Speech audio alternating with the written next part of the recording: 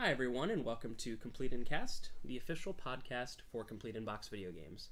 I'm Spencer Brossman, your host, and today we have aspiring musician slash video game music lover, Nate Zerbe.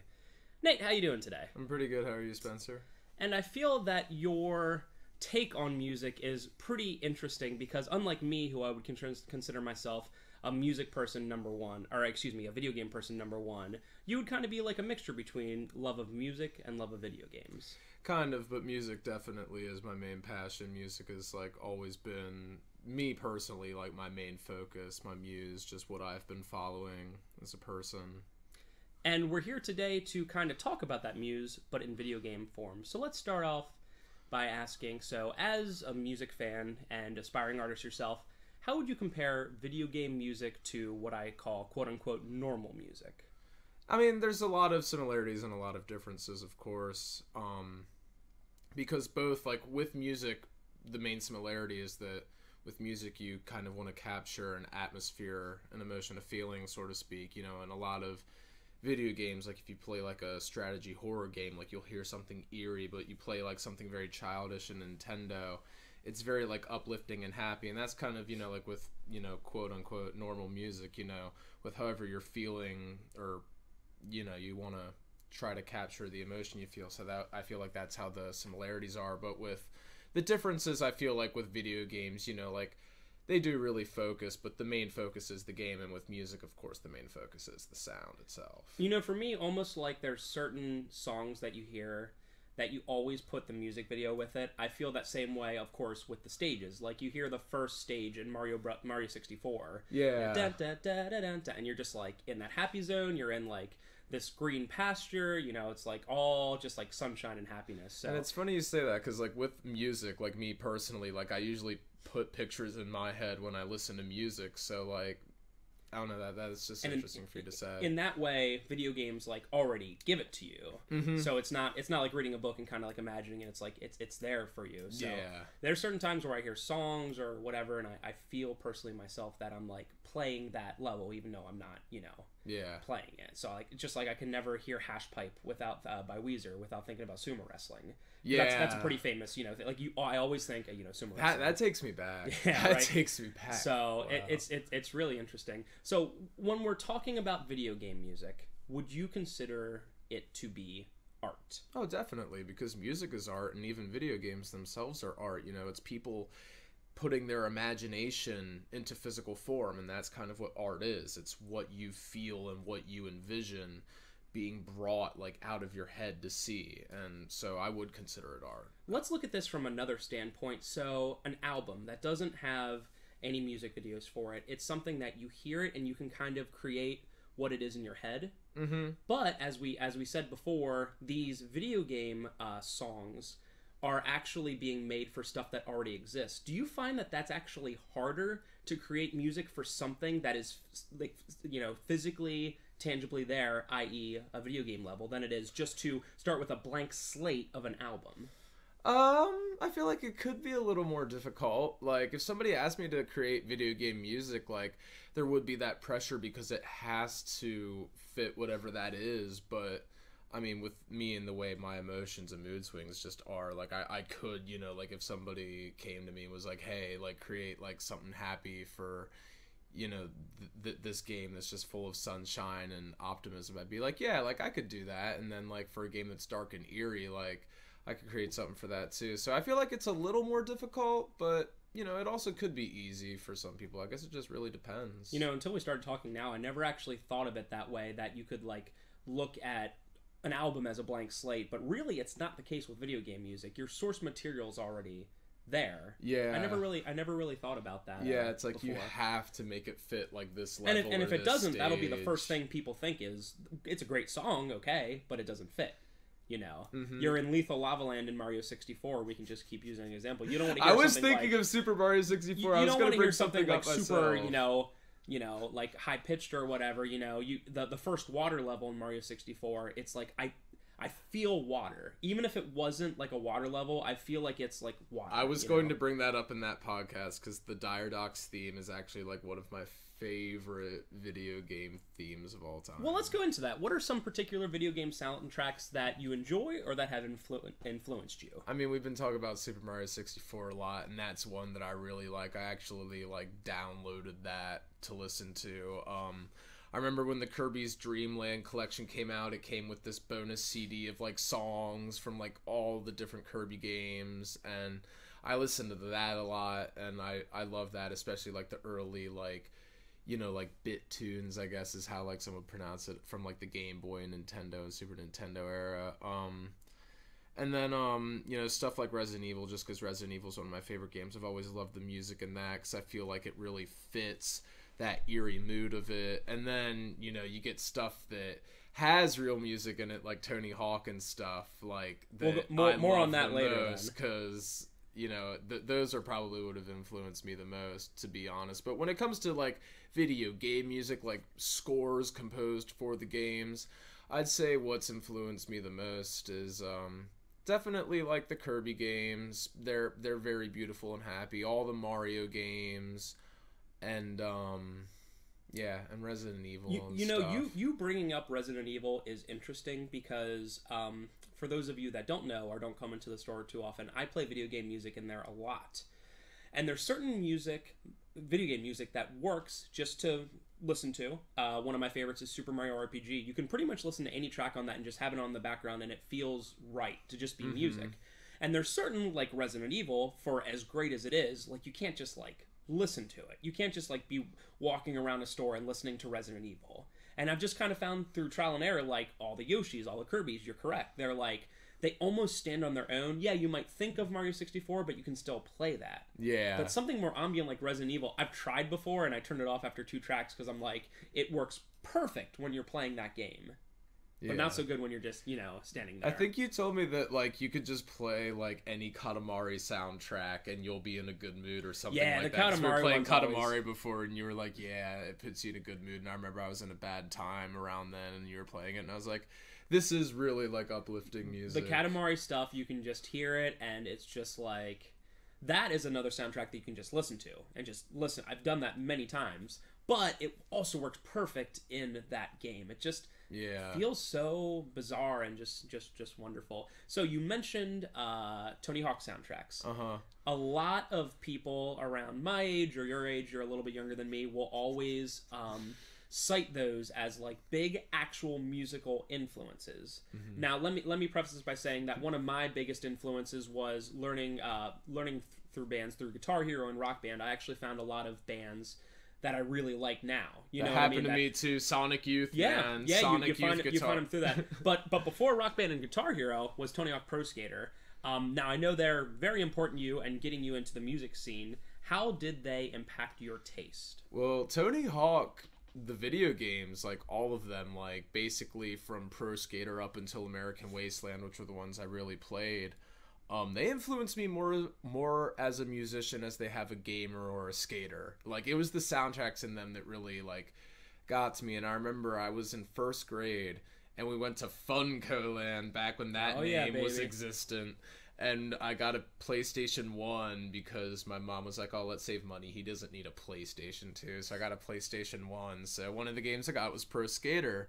And I remember playing it and loving the game, and what I just loved was the music, and like every song on that soundtrack is so good, even though they only played 2 minutes of it. Like, because of that, I got into Primus and Goldfinger and so much others. And then all the other games, like around that time, everybody had Pro Skater 3 for the PlayStation 2, so I started getting to the Mad Capsule Markets, which is some weird like techno punk band from Japan, and like Del the Funky Homo Sapien, who did vocals on Clint Eastwood by Gorillaz. Right. And then Tony Hawk's Underground is the one, like, I got that in 3rd grade, and that's what got me into a lot of, like, the underground punk, the underground hip-hop, like, stuff that I just didn't even know. And, like, a lot of the songs, like, in those soundtracks really capture, like, emotion and they're not like what you'd hear on the radio either, and that's what I like, because I'd listen to this music and it was so interesting for me, and it was stuff because you it was heard like before. it was really art. It was really focusing on how you felt and how to make an interesting sound,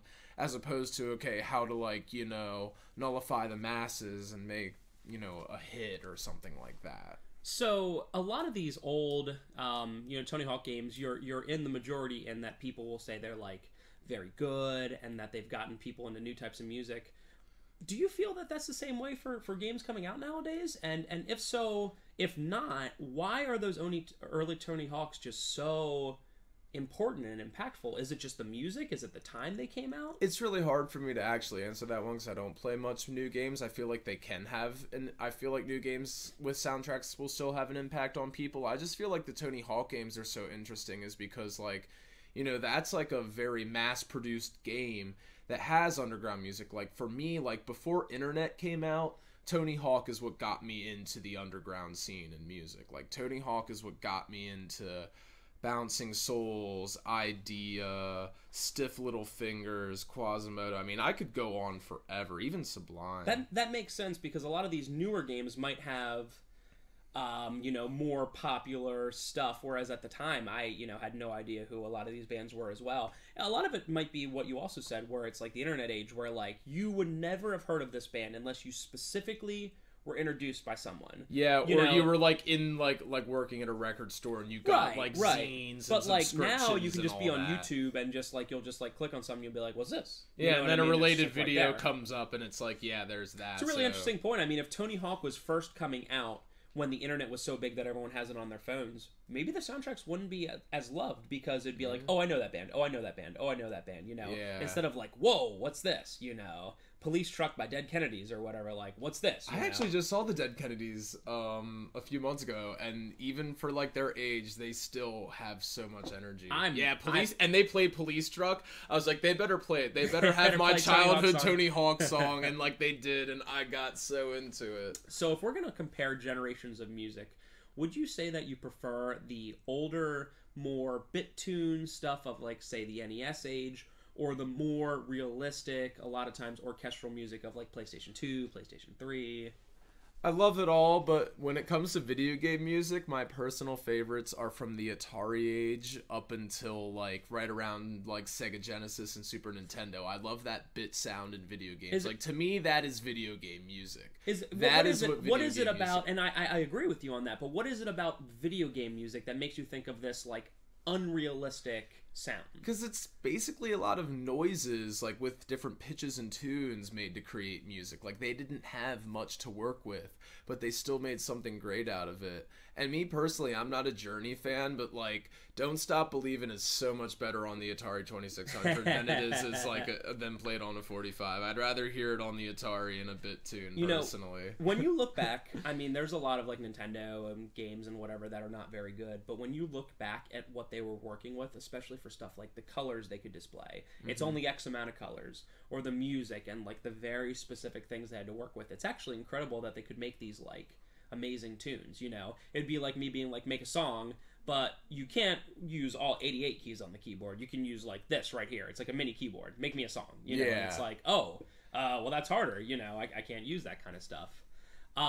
So you mentioned the newer stuff and going to concerts. I know you like to go to concerts a lot. Would you go to a concert where they played only video game music?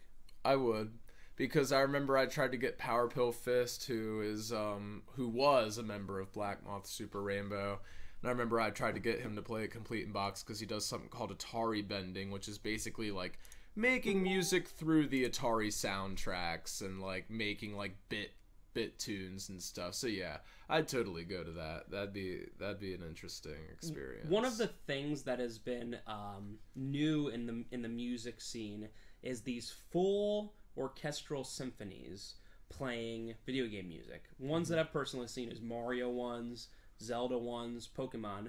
In fact, there's one that's coming up that is like a full and like these are real musicians. These are like people have been playing their instruments for 30, 40 years who are like excellent at violin, and they're using that to play Legend of Zelda. What? Yeah. How crazy is? I don't even know if I have a question for that. How nuts is that? That kind of reminds me of people like doing covers or like creating stuff on Mario Paint, like Smells Like Teen Spirit through Mario Paint and stuff like that. Like that's why Mario Paint was so cool, was because you could like make those songs and covers like and make it like BitTune. Mario Paint is one of the best games for the Super Nintendo. Mario Paint was. I mean, I think. You know, it's tough to realize what it was back then, but just being able to make all those different sounds and it's so innovative. It's again, so innovative for its time with the mouse pad and everything. People not having much to work with. You don't have many real sounds. You have like cats and airplanes and whatever, and people being able to make like legit music out of a bunch of like disjointed sounds is like incredible. I mean, just go to YouTube and type in Mario Paint songs, and you're gonna find some like extremely complicated things that you're like, wow, you know, it just goes to show you how incredible just everything music scene is. But like I was saying, when I was driving into Philly the other month, and there was a big billboard that was like, come see the blah blah blah orchestra, some big orchestra play The Legend of Zelda, and it's like, of all the music that this orchestra, and of course anyone in like an orchestra is going to be like very talented, right? Like never messing up. They could be playing Bach or Beethoven or Mozart or, you know, anything like that, you know. They're playing The Legend of Zelda. Well, and I think that's what makes it so interesting, is because they're taking something that, like, you know, you had to be, like, they had limited production and, like, you know, limited, you know, just equipment at the time and limited use of what to make for video game music. So to hear, like, bit sounds in, like, a full orchestra or something is very, like, new and unique, and just kind of, in all honesty, I'd rather, like, hear an orchestra play, like, you know, Green Greens from Kirby's Dream Land as opposed to something of Mozart or anything like that. I guess it's just more relatable, and it's something that, you know, like, it'd be just, you're just sitting there and you're hearing this, you know, orchestra play it, and you can, like, think in your head, like, oh, I'm in, you know, like, whatever zone in whatever game. No, I want to hear an orchestra play some Limp Bizkit, man. I want to hear, like, a break stuff orchestra, like, or something. I'm certain that somewhere, somehow, somebody did that. And I'm sure that it was a sold-out crowd, and Fred Durst was the composer and everything on that one. Can Fred Durst even compose? I mean, he could probably like wave the stick and like kind of keep know on a beat and everything. So let's finish up today by giving some, I guess, musical advice for people out there that are like, hey, I like what Nate's selling. And I like Spencer's, you know, emceeing. It's just wonderful. This is a great podcast. where if we told them, you know, start on video game soundtracks, they are legit. They're legit music. They're legit enjoyable. Where's a good place to start? I mean, that really comes down to a personal preference. I mean, when I think of video game soundtracks to start, you know, for me personally, what I've liked, like what I've said, like all the Kirby stuff, like everything from Mario, all the Resident Evils, the first Silent Hill. First Silent Hill I really like. This is complete in cast, my friend. We ask the hard questions. You got to give me one soundtrack to start with. So let's preface this by saying, you know how you go to your friend and you'll be like, you gotta listen to this, dude. And the fact that you say you gotta listen to it means that there's some weight under it, right? Mm-hmm. So they're gonna listen to it and be like, oh, it's gotta be good.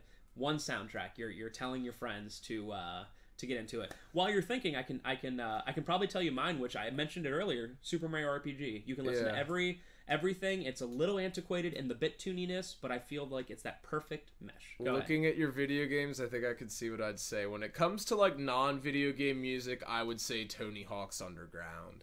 But when it comes to strict video game music, I'd say Doom. Doom. That's an interesting one. I would say Doom because it's kind of got like an industrial sound to it. Almost like industrial metal, but with a bit tuned thing. Like, now that I think about it, Doom is like where I would tell people to start because the Doom soundtracks are amazing. I never in a million years would have thought about that, but that is actually a pretty good one. Yeah, I just saw it in your like Game Boy thing, and I was like, oh, I totally forgot how great the Doom soundtracks are. We've actually been playing Doom recently, and it fits perfectly. I've never listened to it separately, but it really fits, and it it really just feels like Doom. Yeah, it's as if KMFDM or Nine Inch Nails were like asked to compose video game music or something like that. It's a really good choice. It's like metal and electronic like combined. It's superb. It's fantastic. I'd say the Doom soundtracks, like the early PC and all of that, like all the early Doom.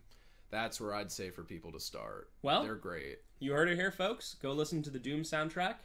Maybe afterwards listen to my recommendation, which is Mario RPG, but definitely Doom first. And get back to us. Let us know if you suddenly like video game music now.